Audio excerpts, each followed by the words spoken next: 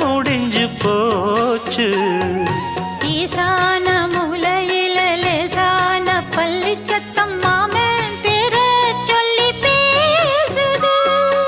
ஆறாத சோகந்தன்ன தீராம சேர்த்து வச்சு ஊரும் சேர்ந்து என்ன ஏசுது. மாமா மாமா உன்னத்தானே எண்ணி நானும் நாளும் தவித்தேனே. கூண்டுக்குள்ள என்ன வச்சு கூடி நின்ன ஊரை விட்டு கூண்டுக்குள்ள போனதென்ன கோலக்கிளியே.